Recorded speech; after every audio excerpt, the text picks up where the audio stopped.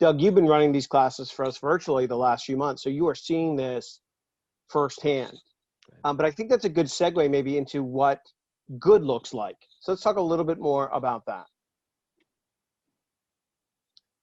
All right, it's a system, if you will, of integrated and scheduled coaching.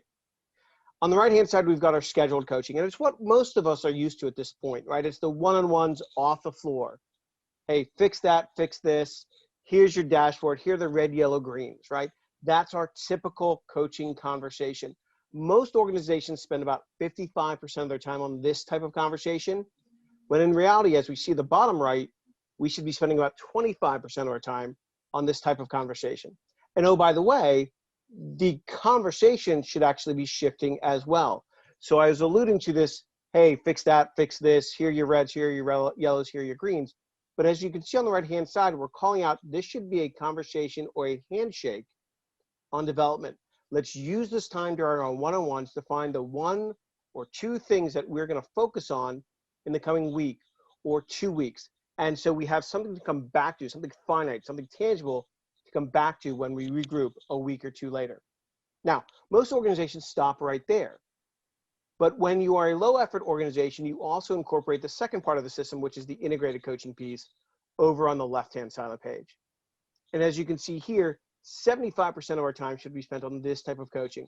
And we call it integrated coaching. Some people call it side by side, but the gist of it is that after we're having that handshake on development conversation during the one-on-one, we're going to back that up by, well, at least in the olden days, if you will, Doug and Lauren, sitting down with our staff and plugging in and listening to their conversations, right? Walking the floor, randomly sitting down and sitting down and listening so we can reinforce certain behaviors or correct certain behaviors. Yeah. Yeah, And Scott, Lauren, yes, I would point out that the 75-25 split of time is not necessarily just our opinion. It's actually based on the research that we did, and we studied hundreds and hundreds of supervisors and their coaching practices and habits to really better get a sense of who was driving the right type of performance, the biggest performance gains from their teams.